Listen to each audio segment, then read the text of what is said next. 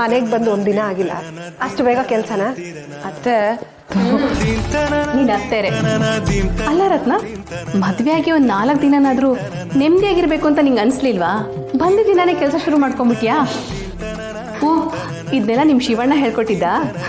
ಅಯ್ಯೋ ಹಾಗೇನೂ ಅಲ್ಲ, ಅಣ್ಣ ಹೇಳ್ಕೊಟ್ಟಿರೋ ಸಂಸ್ಕಾರನ ಇಲ್ಲೆಲ್ಲ ಬಳಸ್ತಿದ್ದೀನಿ ಅಷ್ಟೇ.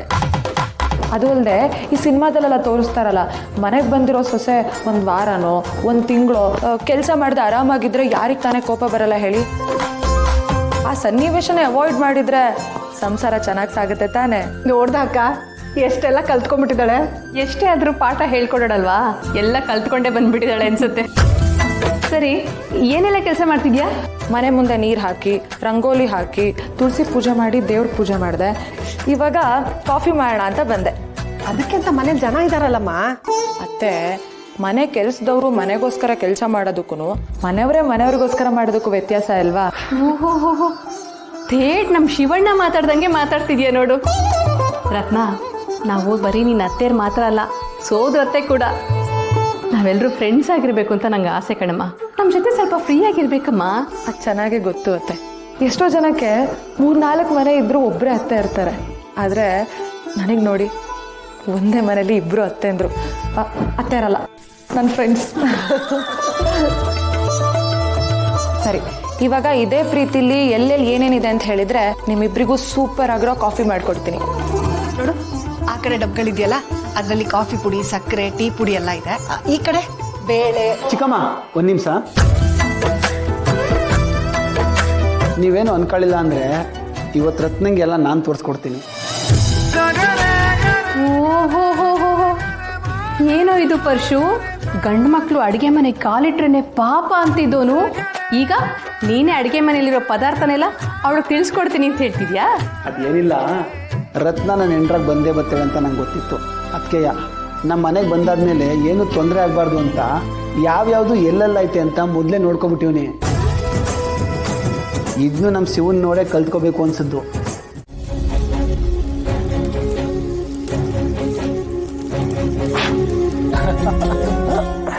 ಏನ್ ಬಾರು ಯೋಚನೆ ಮಾಡ್ತಿದ್ಯಾ? ಏನಿಲ್ಲ ಮಾವ, ಹೊಸ ವರ್ಷ ಅಲ್ವಾ, ಅದಕ್ಕೆ ಹೊಸ ವಿಶ್ ಮಾಡ್ತೀವಿ. ಇಸ್ಸು ಗಿಸ್ಸು ಎಲ್ಲ ಆಮ್ಯಾಕ್ ಮಾಡ್ಬೋದು ನೀನು. ಯುಗಾದಿ ಅಂದ್ರೆ ಬೇವು ಬೆಲ್ಲ. ಮೊದಲು ನಂಗೆ ಬೇವು ಬೆಲ್ಲ ಕೊಡು.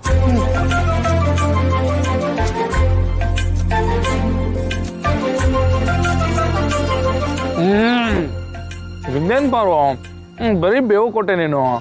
ನಿನ್ ತಲೆಯಲ್ಲಿ ಬರೀ ಕಹಿ ಆಲೋಚನೆ ಬರುತ್ತಲ್ಲ, ಅದಕ್ಕೆ ಕಹಿನೇ ಕೊಟ್ಟು.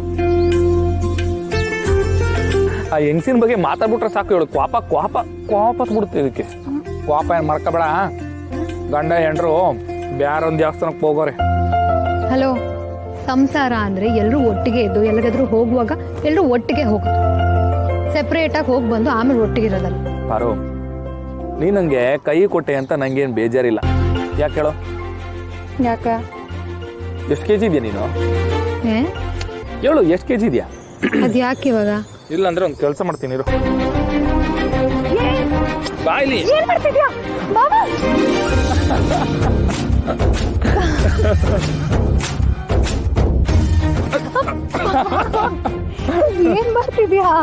ಪಾರು, ಏನಿಲ್ಲ ಅಂದ್ರು ಒಂದು 53 ಕೆಜಿ ಇದೆಯಾ? ಅದೇ ಮಾವ, ಅಷ್ಟು ಕರೆಕ್ಟ್ ಆಗಿ ಹೇಳ್ಬಿಟ್ಟೆ. ಕೂತ್ಕೊಳ್ಳಿ. ಮಾವ, ಎಲ್ರು ಪ್ರೀತಿನಲ್ಲಿ ಜಾಕ್ ಹಾಕ್ತಾರೆ, ನೀನ್ ತೂಕ ಹಾಕ್ತಿಯಲ್ಲ. ಶಿವನ್ ತಿರುತೀನೇ ಹಿಂಗೆ. ಪಾರು, ಈಗ ದಿಟ್ಟ ಹೇಳ್ತೀನಿ ಕೇಳು. ಇವಾಗ ನೀ ನಂಗೆ ಬೇವು ಕೊಟ್ಟಲ್ಲ, ಅದು ನಂಗೆ ಕಹಿ ಅಂತ ಅನ್ಸ್ತಾ ಇಲ್ಲ. ಯಾಕೆ ಹೇಳು? ಯಾಕೆ?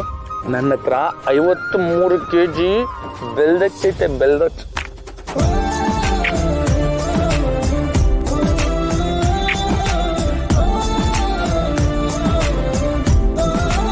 ಮಾವ, ಎಲ್ರೂ ಎಷ್ಟು ಪ್ರೀತಿಸ್ತೀಯ ನೀನು.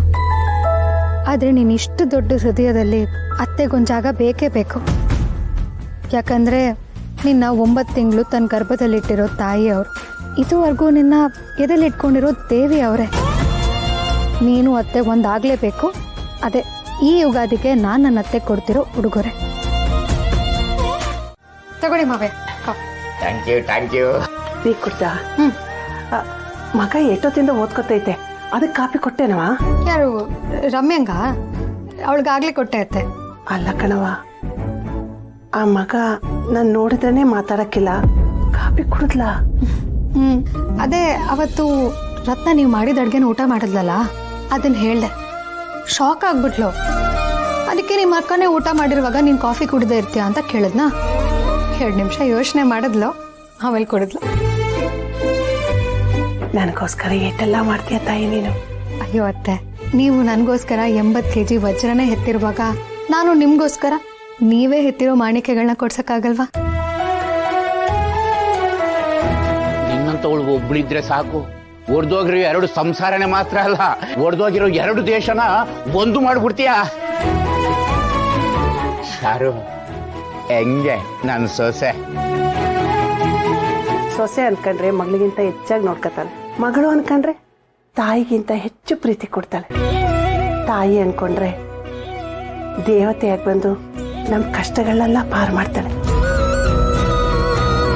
ಇನ್ನೇನ್ರಿ ಬೇಕು?